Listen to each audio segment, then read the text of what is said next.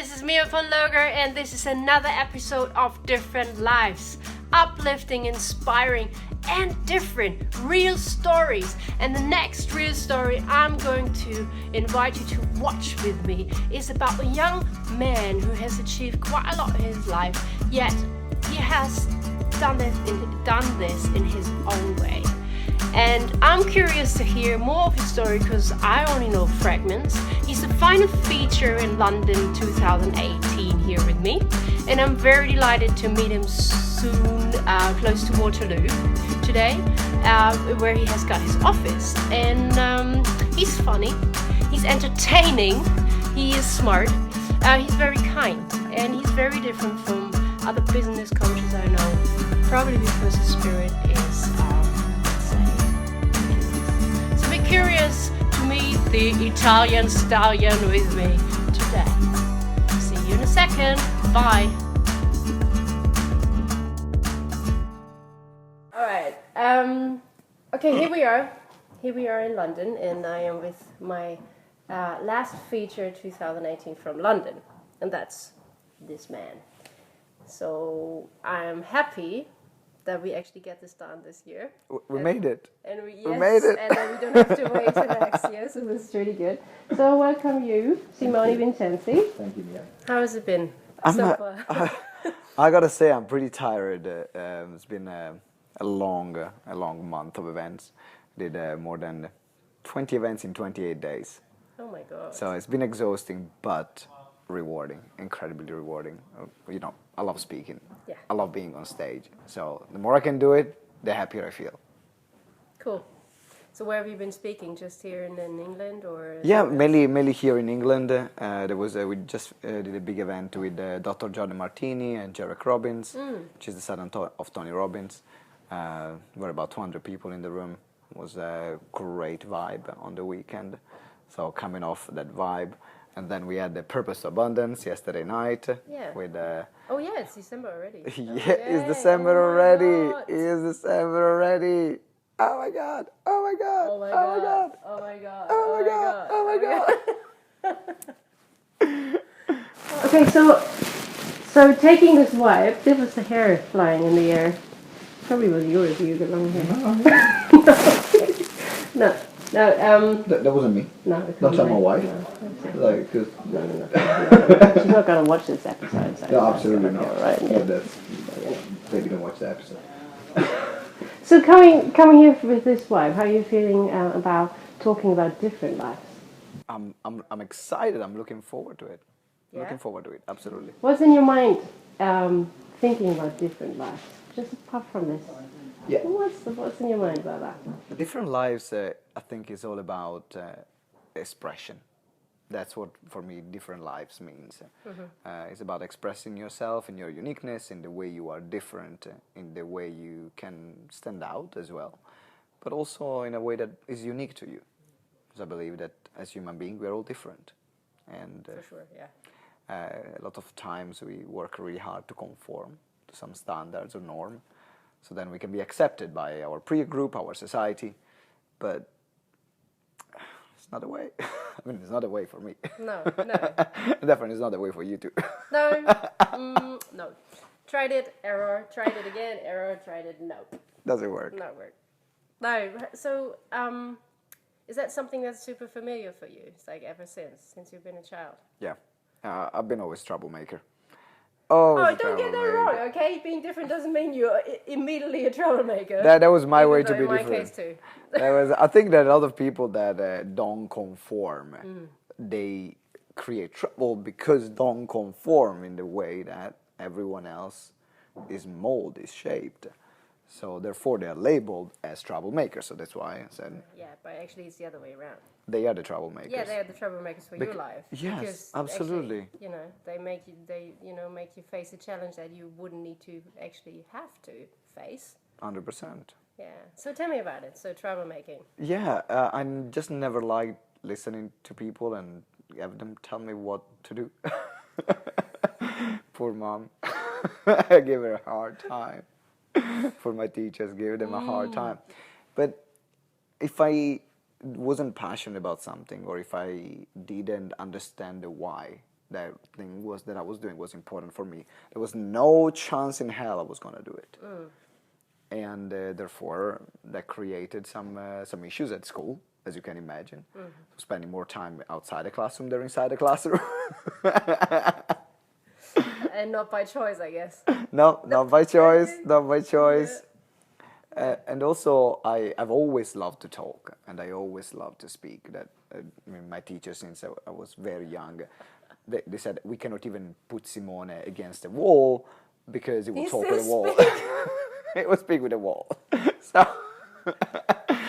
I guess the public speaking has always been in my blood somewhere. Yeah, that definitely. I would say that's definitely a testimony. And he even spoke against the wall.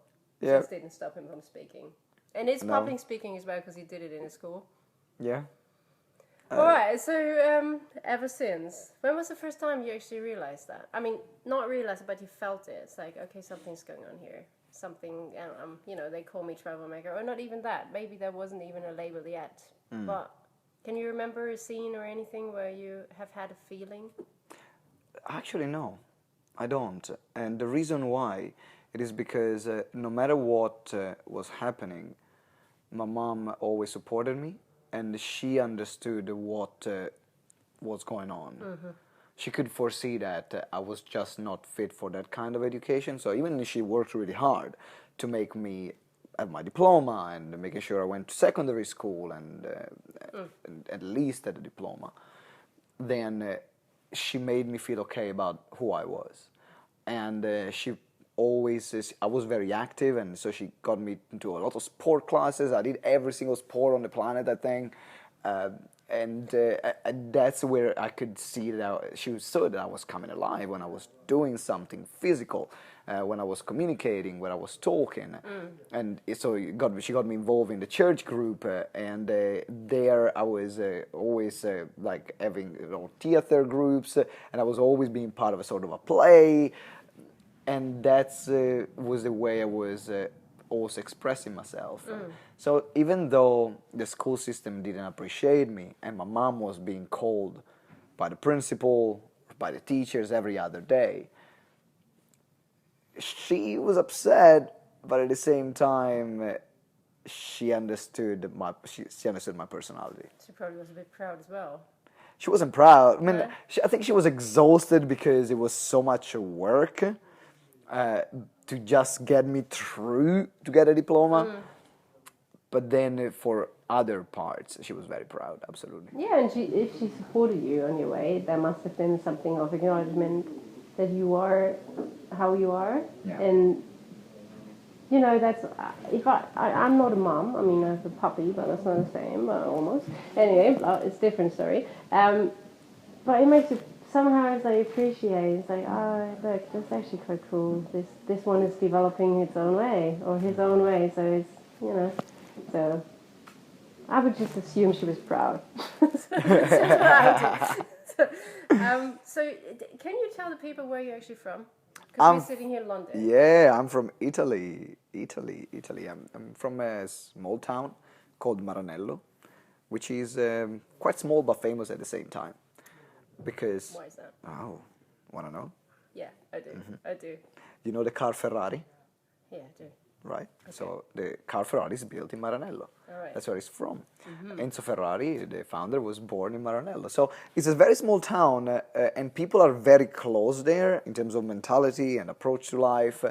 However, it has an international feel, because we have tourists from all over the world. Of course, yeah. From Germany in particular, when Michael Schumacher became pilot of Ferrari and all the success.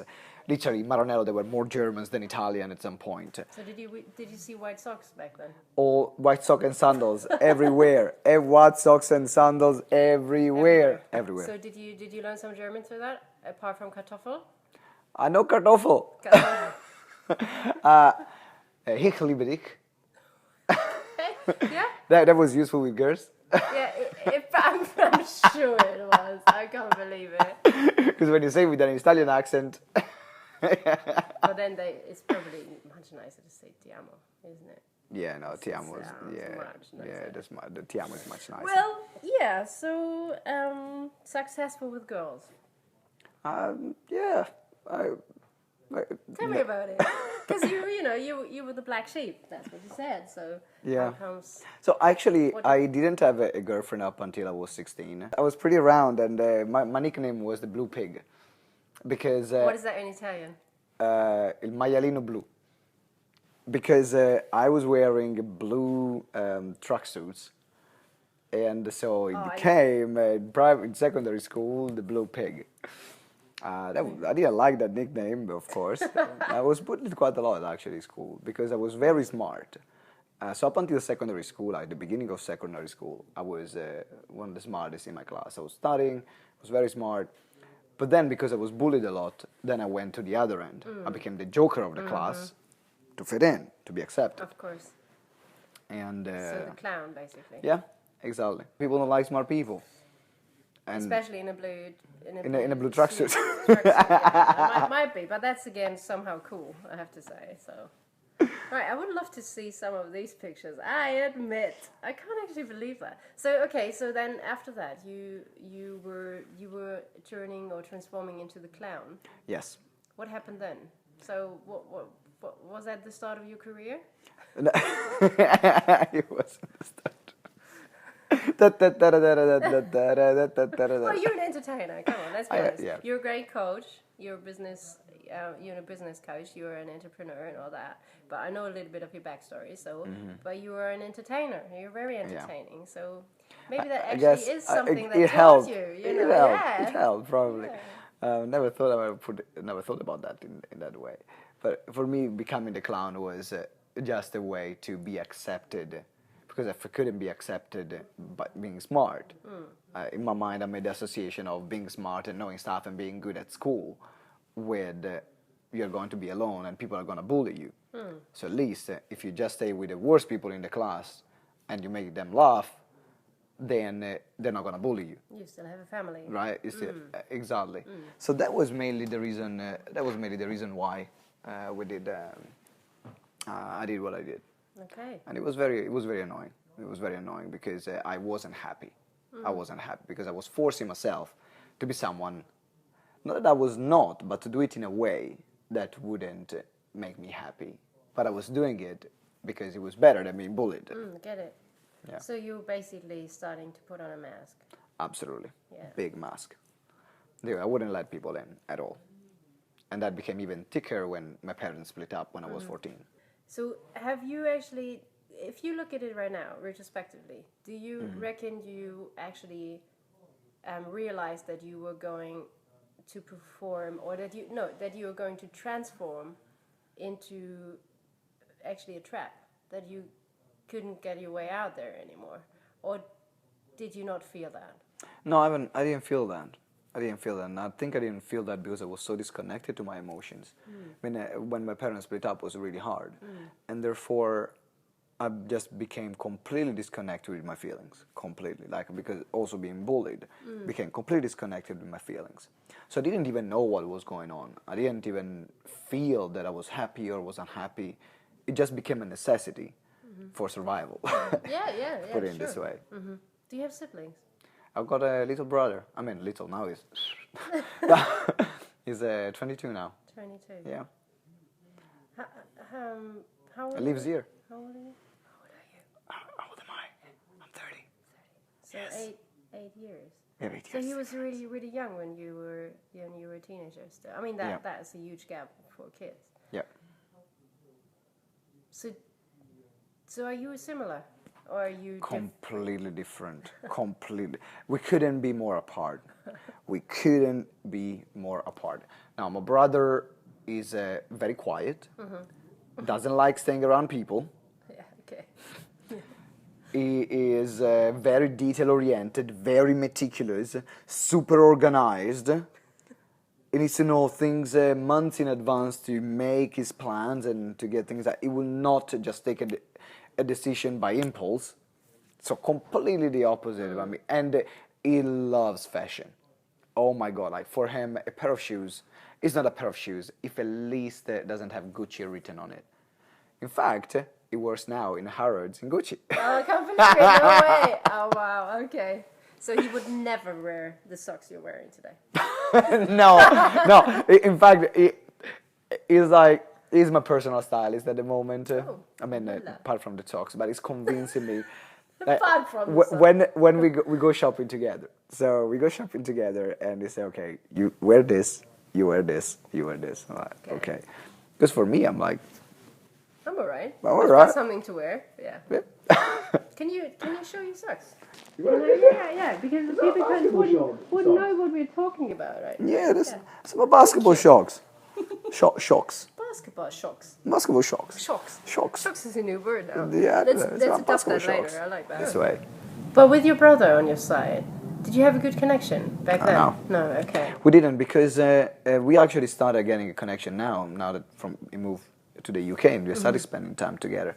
One, for the age gap, and I mean, when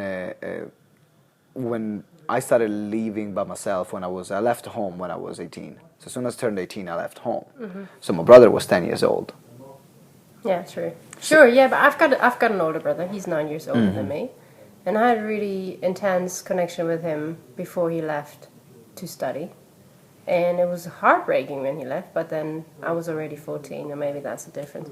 No, I'm asking because when you say you disconnected to your emotions, because he's so much younger, and if you had a good connection, children often feel that so good. They are so good in spotting something's going on.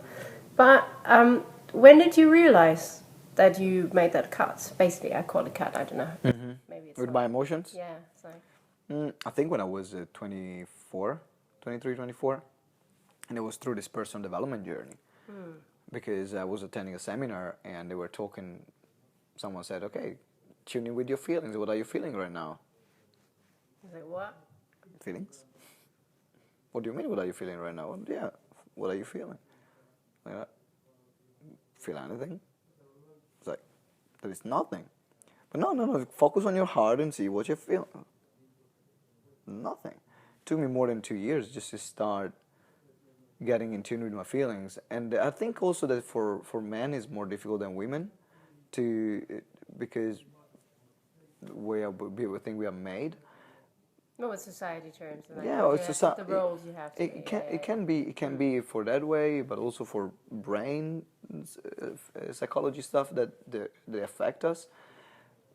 And it took me a lot of focus and time and spending time with myself and checking in regularly. What am I feeling right now?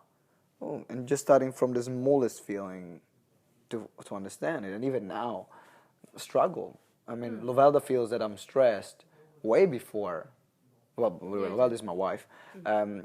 She feels that I'm stressed way before I can recognize I'm stressed, or way before I can recognize what's going on. I would come home and said, "Are you okay? I think you're stressed." No, it's fine. Oh, good. 3 days later, that thing really bugged me. And she was like, "Yeah, I knew that." Wow. So how did you manage to go through life like that's more or less like 10 years disconnected? What did you do? From I don't think you need to be connected to go through life. No, what did you do? Well, it depends on the quality you want to achieve. I mean, but you can go through life completely being disconnected, many people do that. Yeah. if you don't know what you don't know, so that just becomes the norm. Your norm, yeah. Yeah, Your own norm. that was my norm. Yeah. So I didn't know anything different. That's why for me that was the norm. Yeah. So it was fine. What did you do? What was your path? Well, from 14 on. Yeah, so 14, parents split up because my father drank a bit too much. My mom said, "Thank you very much. Bye, you're out." And that moment, finances became really tight in the house because now before we had 2 salaries, now we had 1 salary. And I just decided that I was going to do everything by myself. I said, okay, I don't need this. Because I was becoming the person in the middle between my mom and my dad. So they weren't told to each other, but my mom would talk bad about my dad to me, and my dad would talk bad about my mom to me. And they wanted me to tell your mom to do this, tell your dad to do this. So I was like, you know what? Bye. I'm gone. I don't want to be in this anymore. And I've been in there for 2-3 years. And I was like, no, that's enough. And so at the age of 15, I found my first job, and as a waiter. And it was the first time in my life that actually I found something that I was incredibly passionate about, other than sport. I was like, oh my God, I could just be working in a restaurant. And I was doing scientific studies at the time. But I fell in love so much with restaurants that I would work really hard. I was spending all my time working, and I would ask everyone that was around me, hey, how do you do this? How do you serve the fish in this way? How do you cut the meat and slice the meat? How do you open the bottle? How do you like do the sabrage, which is the cut the top of the bottle with a sword, and so on. And I became really good really fast. And for 4 years, I worked my arse off. So during the day, I was going to school. Every evening and weekend, I was working in a restaurant. Wow. Apart from one night a week where it was my basketball training, which then I stopped at the age of 17 or 18. And it worked out really well because I was seeing, first of all, I was earning some money. And people actually were appreciating me for talking. That was up until that moment. Everyone said, Simone, stop talking. Talk too much.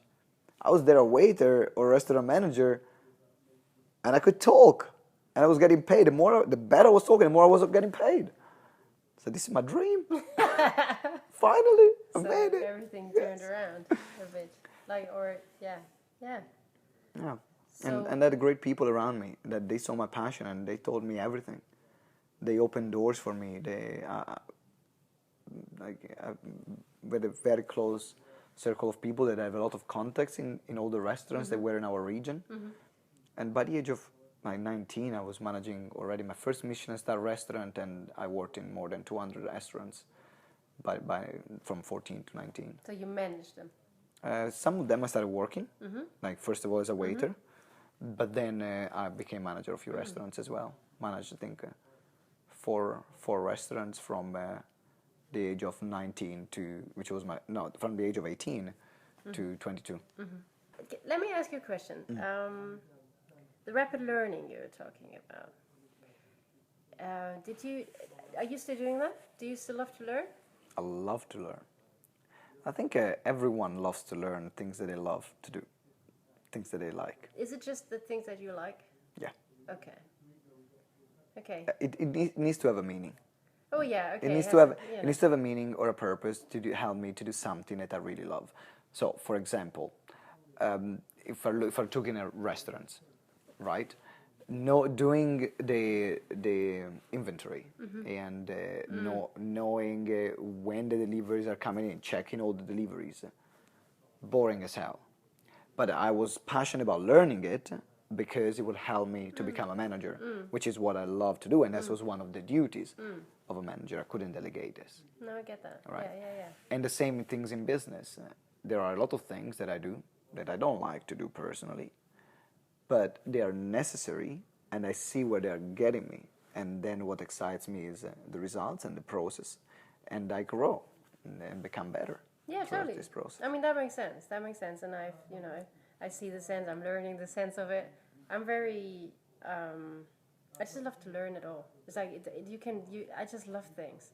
It's just like, I go for this, and this is where my mind is sometimes, all over the places. I'm asking you that because, that different lives and me as a mentor, as a coach, is also about personality traits. So I'm talking to you, and some of my lights go on, and I'm thinking, and it's interesting because I think a lot of people who will watch this or listen to the podcast are actually still looking for their identity. And understanding why their brain is so different, and they get not their brain, but why they are different, and why they are judged, and I see, what Simone just said is so important to actually figure out even things you feel like you have to overcome, to accept something as like a milestone on the path to where you want to go, and so I was just taking a little turn there with you. But thank you for telling me and telling the people. My pleasure. So it's been really interesting because in the restaurants, I worked in so many restaurants, and I never had to send a CV in my life because in the restaurant business, restaurant owners will go and have dinner in other restaurants, sometimes to check them out, but sometimes to poach other waiters. Yeah. And so I've been always finding my jobs. Really? Wow. Yeah. Oh, very good. Okay. Someone would come to a restaurant and said, I want you to Everywhere. work for me. How much do you get paid? How many days off do you have? So give me better rate. In fact, I was a bit of a... They would call me the prostitute of the... So, yeah, is PG-18 or... Okay, they would call me the beep because I was just going wherever I could get more money or was a new experience that I could go. So I would not stay for a long period of time in restaurants. And I was working in a restaurant in Parma because I moved from Modena. What was more important, the money or the experience? Sorry. The money, I think, at the time. Mm-hmm. The money at the time. But if I was getting bored, I would change as well. So the beginning was the money that was getting me to move. Yeah. But experience at the end was more important because if I felt that I outgrown that place, there was no motivation for me to be there. You see, I'm getting my keywords. People like you and me, we get bored, and when we get bored, we can't stick to the stuff anymore. No, so you see, I'm getting my keywords. So. Yeah, okay, so absolutely. you. So I moved to Parma because my mom convinced me to go to university, and I went to university for a couple of years. And at the same time, I was paying my accommodation, I was paying my university, going to university in the morning, going to restaurants in the evening. But then I got offered the opportunity to manage a restaurant there, and I said bye-bye university. Sure. Like I was studying philosophy. I was studying philosophy. Really? I really liked it. I loved it. I loved the people there. I met great people. We're partying every night. Loved the uni life. It was incredible. I was studying philosophy. Party all night. Yeah, because the life there was going to lectures in the morning, going to work in the evening, then I would play poker and get high all night, and then go back in the morning for lecture. Something had to change. Something I couldn't sustain it, so something had to drop. University dropped, lost. I kept playing poker and getting high and working in restaurants. So. And while I was working in Parma, one day I met this English family, but the dad was Italian, but they were all speaking English. And I was the only person who was speaking English in the restaurant where I was working, so I was getting all the tourists. And we had a bit of time, so I served them really well, and I went all out because I had not much to do. And this guy ended up saying, I own a Michelin star restaurant in London. I would love you to work there. It's like, I don't know much English. Like, my English is, do you want your steak rare or medium rare? that was it. Fork, spoon, knife, not more than that. But then he said, no, I like your personality. I think you'll kill it. Come to London. I said, no, I'm happy here. Because also the restaurant owners out of that restaurant I was working in, they helped me out a lot. I was in financial troubles. They gave me some money in advance. So loyalty for me, actually kicked in. Yes, absolutely. I'm very loyal.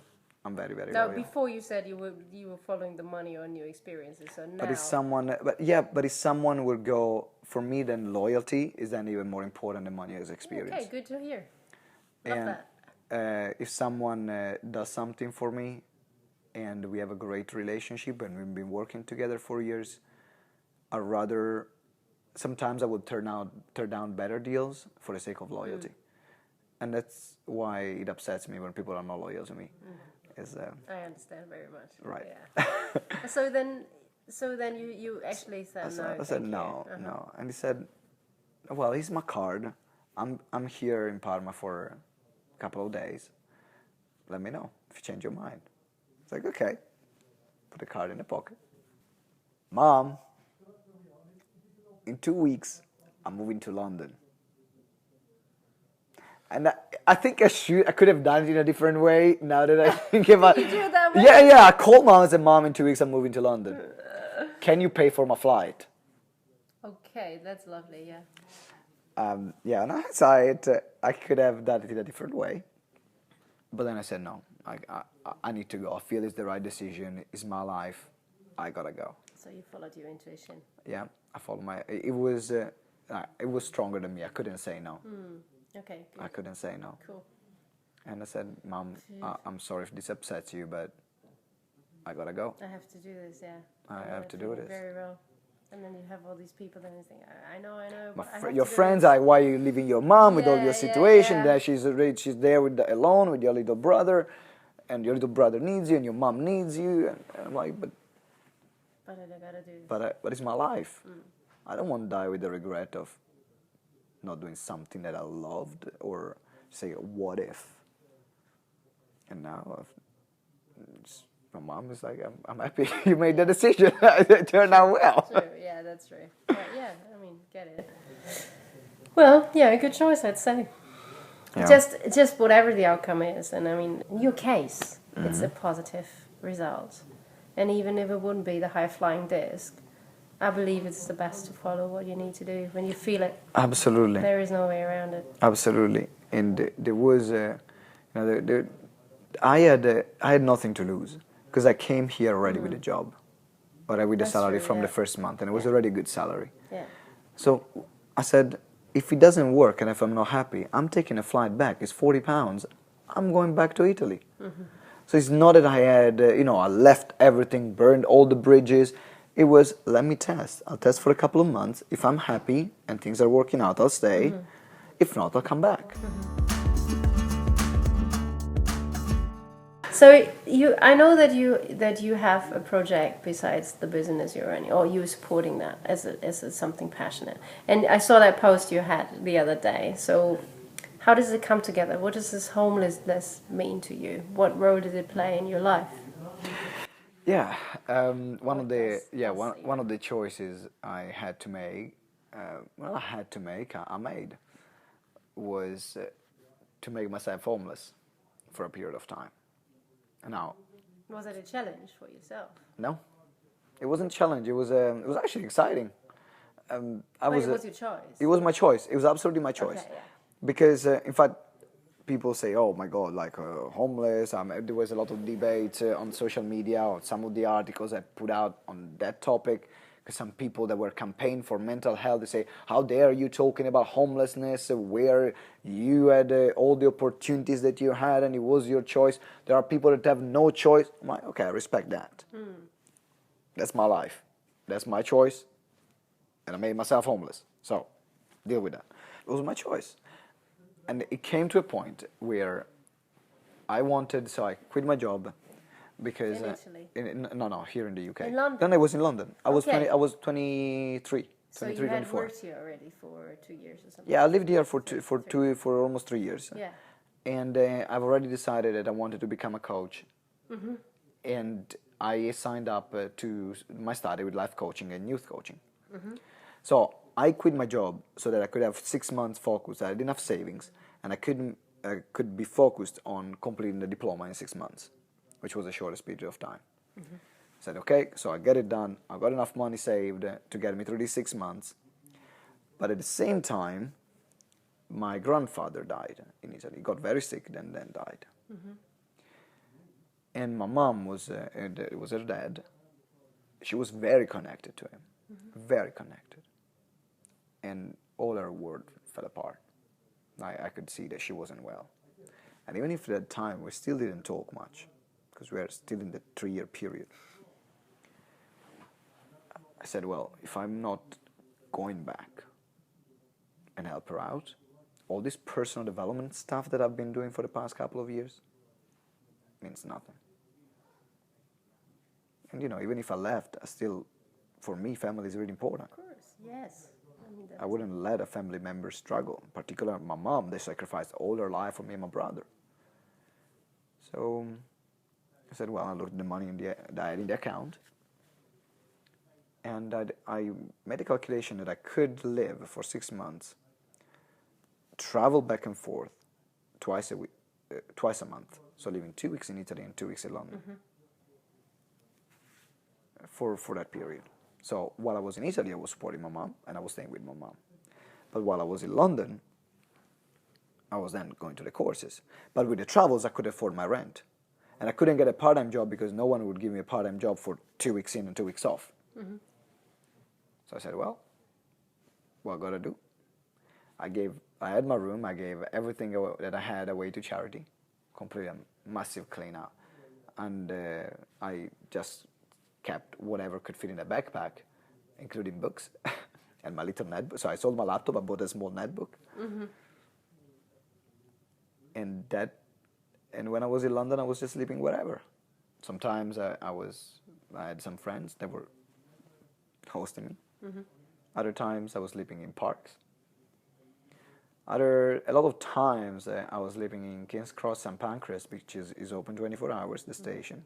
And there is a Costa Coffee inside, open 24 hours. They don't allow homeless people to be there in the coffee shop. But I managed to build up a good relationship with the baristas, and they were letting me in, they would give me free coffee over there. Because at the end of the day, during the night, I was just there in the corner on the plug socket and start working, or just put my head down. And they allowed me to stay, and they got to know me, I got to know them. They gave me free coffee and pastries instead of throwing them away. So nice. Yeah. Are you still in touch with them? No, I'm not. After then things sorted out. Yeah. And then didn't come back. Wow, okay. So that went on for 6 months? Yeah, 6 months like this. Did you have any trouble ever? Like sleeping in the park or anything like that? It was cold. It was cold because it was winter. It was bloody. So you had a sleeping bag and that's it? I had a sleeping bag, and I mean also because in London, in UK, it's illegal to sleep in public places. So there was always the thing, because in every park there are guards that go around to make sure that there is no other people sleeping in the parks. How did you manage that? I got a lucky star.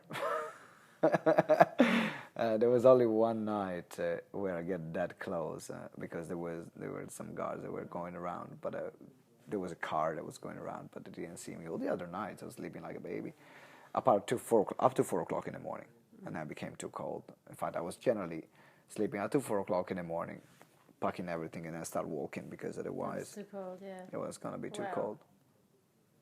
Wow. Did you not have any? Oh yeah, you said you had friends.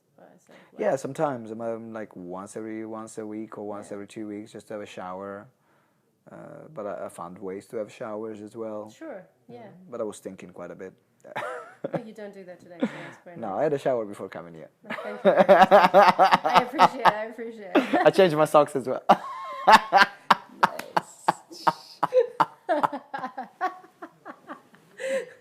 It must be the leftover though. Nah. Look at my sock! No, sorry, no. He said they are incredibly cool. But, anyway. They are. I wish I had these socks. Do you want to change? No. Sure. I know a Christmas gift for you now. So Cool socks. I knew that I could, if I didn't want that, I could go back. I could go in a restaurant and find a job in a restaurant like this. Yeah, you had a security No problem. net, basically. I had always a security net. Yeah. I had something I was really good at. My CV was talking to me. Like for me, every restaurant owner would get me in the restaurant, Sure. so I didn't have any problem. But it was that wasn't my life anymore.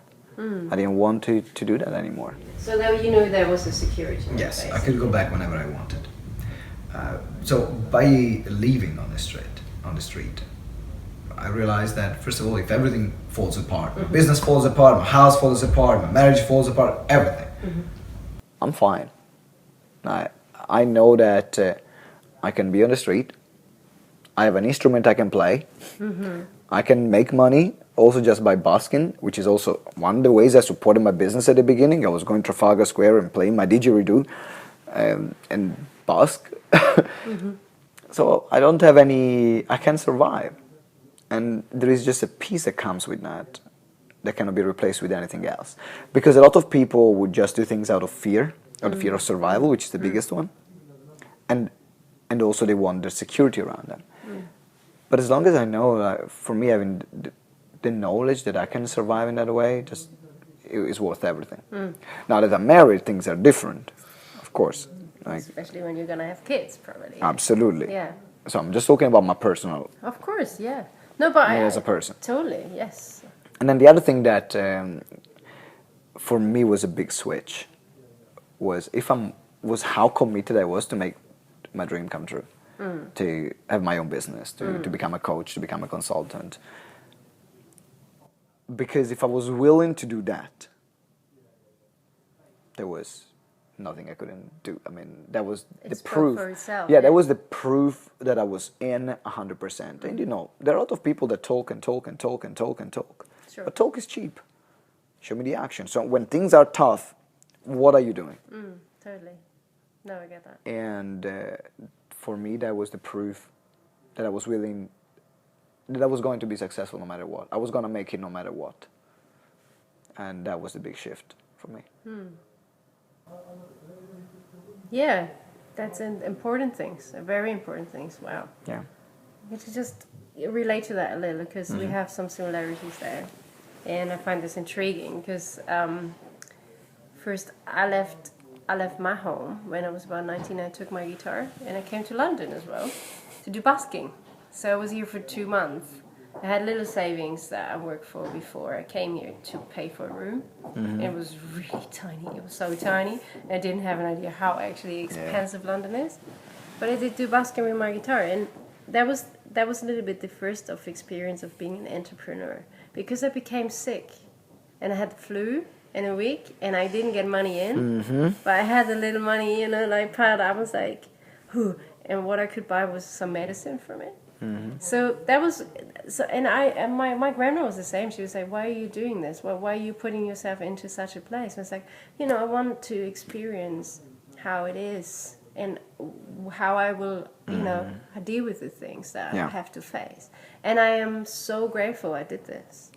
And traveling, I love to travel in a couch surfing way. And it's like, not because I would need to maybe, but I need to because I like the experience. I like to meet people. I love couch surfing. And to see how you can actually still be alive and get something to eat, have a room, and then it's like, so that even without living on the street, to experience yourself and see how, how strong you can be and what you can, every one of us is actually capable of doing. Yeah. Such a valuable experience.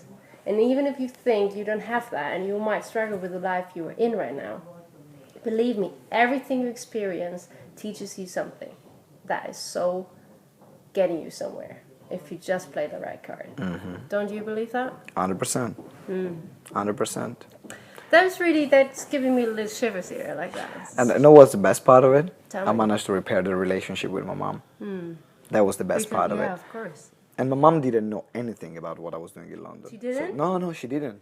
She learned it. Yeah, absolutely. She would never allow that. I told her about 4 or 5 years later. What did she do? Tell me about her reaction. She was like, You're crazy. I made a crazy son. did she say that? Yes, I like that. So now you're here in London, it's 2018, and you are pretty much on the top of your game. Not totally on the... There's still, you will still climb, I'm pretty sure. But you do definitely live a different lifestyle right now. Oh, yeah.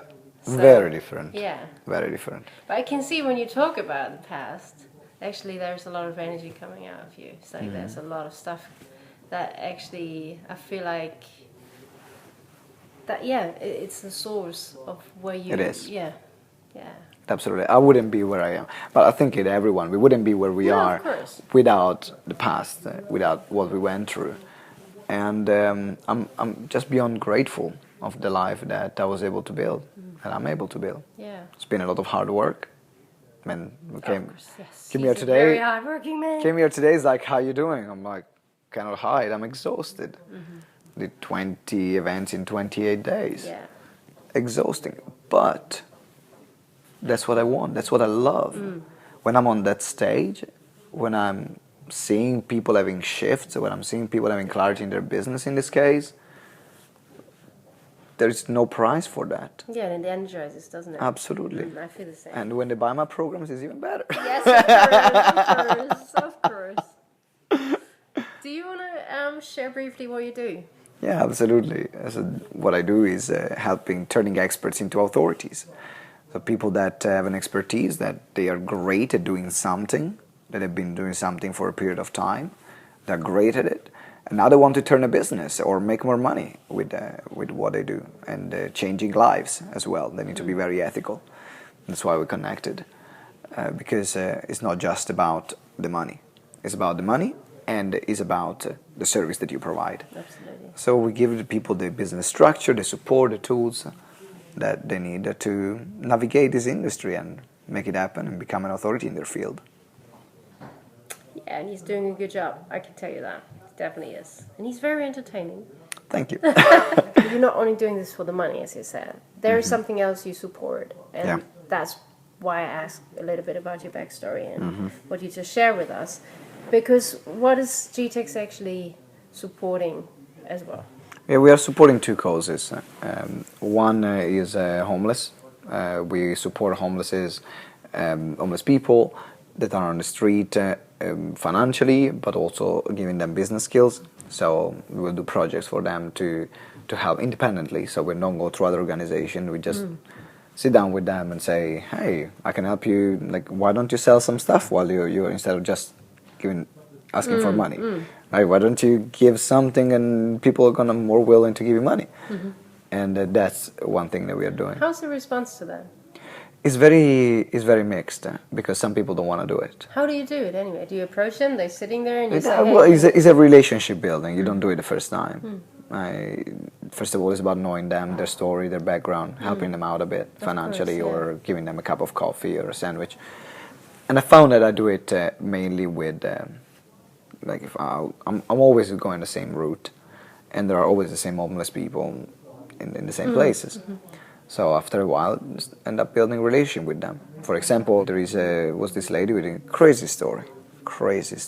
I mean, I found her, I met her outside Bermondsey Station. That's where she always is. And she was on a wheelchair. And I was passing by, I think for 2-3 months. Never gave her anything, never said anything, I was just passing by. But one day I was passing by and something told me, stop, give her £50. Like, what? So I kept walking. I was like, no, stop, give her £50. What? Kept walking. Stop, give her £50. Okay, got it. So I walked back, went to the ATM, took £50 back, and I started talking to her. And I said, okay, what's going on? Like, how come are you here? So she was sexually abused by her boyfriend, and her boyfriend broke both of her legs. Oh my God. Yeah. It was horrible. Absolutely. And we kept talking. I said, okay, well, this is for you. And I gave her £50. She burst into tears. I was like, oh my God, no one ever did something like this for me ever. And I said, well, I have a few nights in. And since then we've been supporting her a lot. I mean, one night after I met her, we actually put a message on Facebook in the group, and we asked for everyone to chip in, and we wanted to raise £200. In 2 days we raised like £1,500, and we gave her food and accommodation for, what was that, like 3 months, something like that. And that was magical. Cool stuff. Really cool stuff. Yeah. And so that's one of the projects, because I know how hard it is to live on the street. And regarding the response, it's very difficult to get them to start the business, though, I found, or to get them to start selling something, because they're just used to ask for money, and or they will not think that no one will buy it. And yeah, self-esteem is probably not very high. exactly, self-esteem is very low. Yeah. It's more self-esteem than anything else. Yeah, sure. Because, you know, when you... Yeah, get it. Yeah. Totally. The other project that we support is education, young people in education. Really passionate about young people. I love young people. I love spending time with young people. That was actually how I started my work as a coach. It was as a youth coach. I started working in summer camps and working in schools, working in colleges, and I absolutely love it. because I'm a bit funny and I'm very easygoing, so and I'm able to communicate and so connect with them, and connect with them. Yeah. And so I absolutely love working with young people and really support different charities, or we'll go and speak in other schools for free. That's something that makes me really happy. And very different. I have to say. Absolutely. No, absolutely. It's really great. Love Thanks. that. Cool. I want to come on tour with you now. Let's I really do. Let's go. Actually, we are partnering up with a charity to get speakers into schools. So we are early stages on the conversation, but to get the GTEx members to get gigs inside schools on a charitable basis. Yeah. That's a project we are lining up for next year. Lovely. Yeah, if I could do anything to support it, I'd be happy to. Always Absolutely. good stuff. Always Thanks. good stuff. Wow, so that was something I didn't know, and that's always good that I don't know everything. There was quite a few things I didn't know. So now having this image in my mind of him being in a blue, what do you call it, truck suit. Yeah. And look at him. It's like, I can't actually imagine that. And, well, what you would not be able to imagine, actually, that this young man was also very bold for a long time. And, I mean, bold. And a hippie. And Very actually, hippie. Yeah, I've seen some footage of that, and that's the same thing. I've got these things in my mind, and I'm looking at you, and I just... Is that somehow you look at someone, you can't imagine they have been somebody else before, somebody. But this is just bloody stuff about looking and judging about what you see, the surface. So wipe that stuff away and look deeper. Absolutely. That's really cool. I changed many hats. I wore many different hats.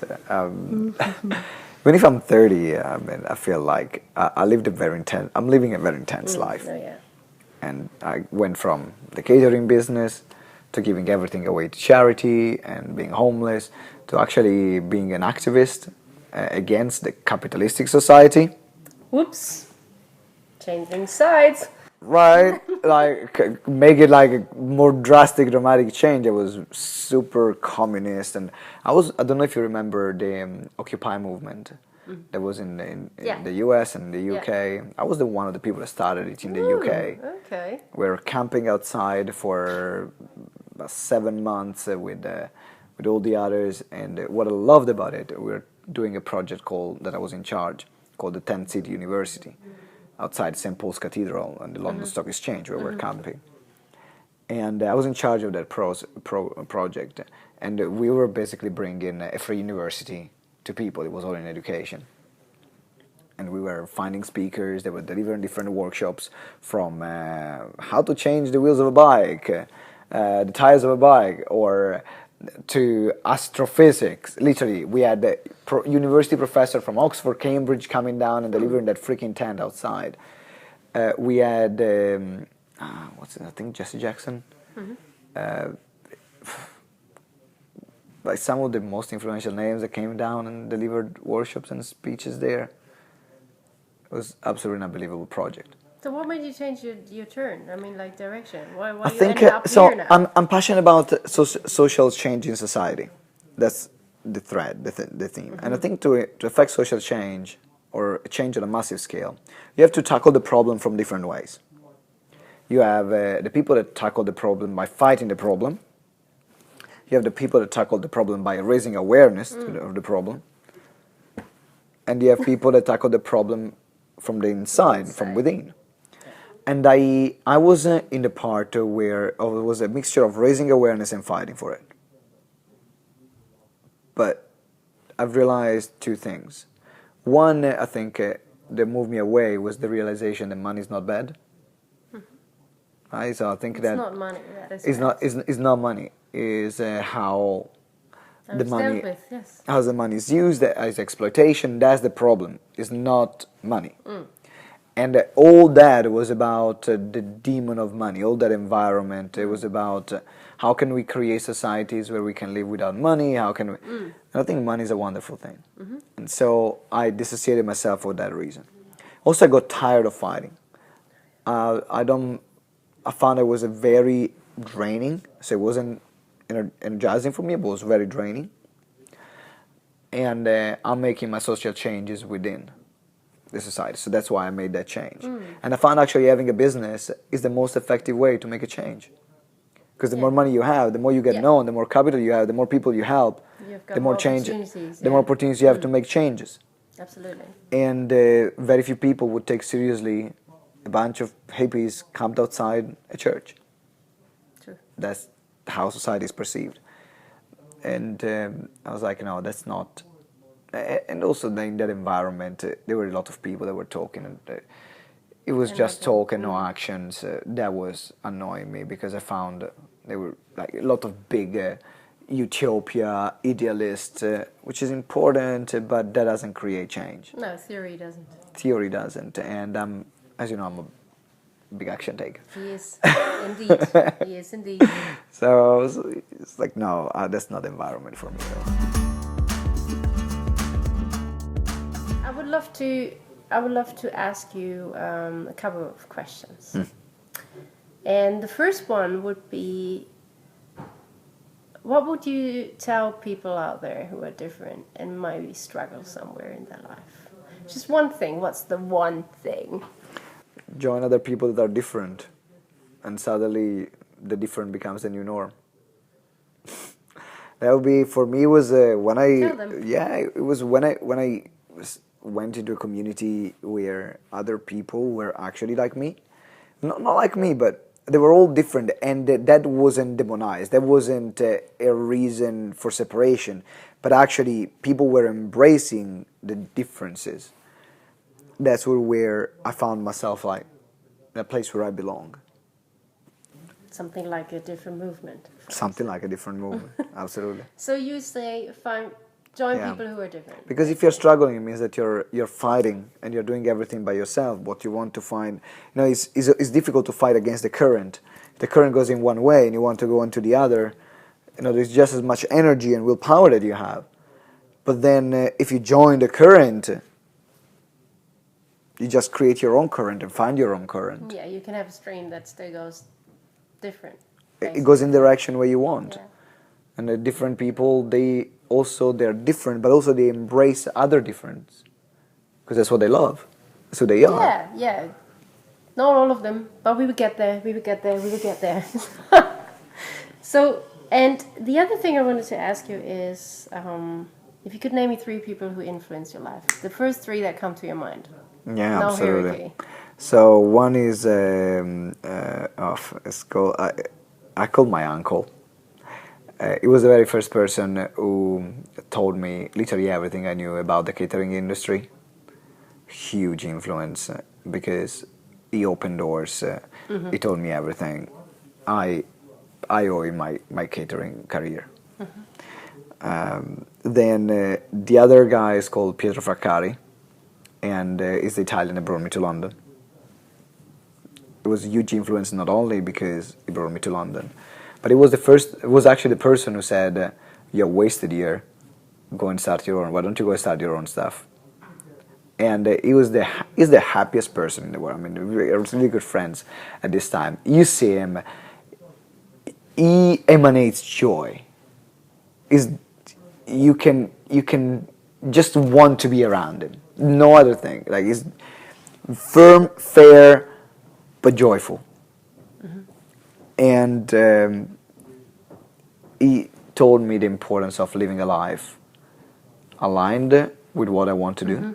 And also he told me the importance of thinking about social causes, because he's very passionate about politics and social causes. So we always have debates up until like 2 o'clock, 3 o'clock in the morning after the shift. And then the third person...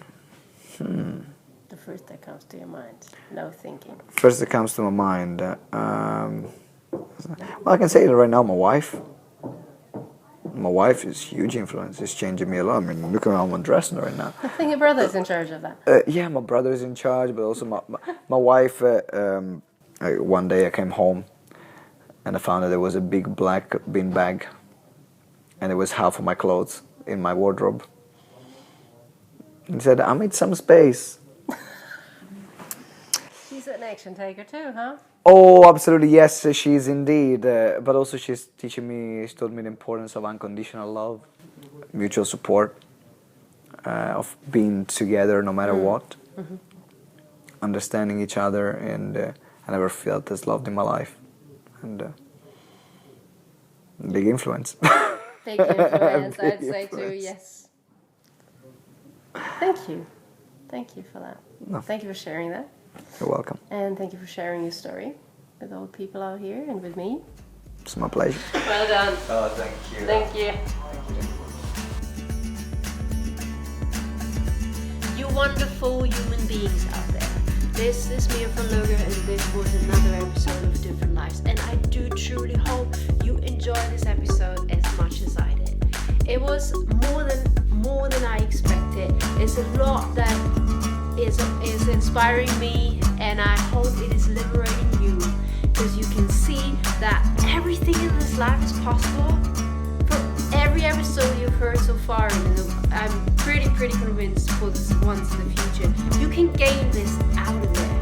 If you truly believe in who you are, and you follow your inner compass and your heart, yes, you can make dreams come true, and you can make a change in the world. So have a beautiful day, enjoy whatever you're doing, and why don't you just give the person next to you a hug, just because they are with you and they love you. Or if they are strangers, you might as well just say thank you that you're here on this earth with me. I'm looking forward to see you in my next episode, which is going to take me to Asia. See you soon. Take good care. Love being different. Exactly. Bye bye.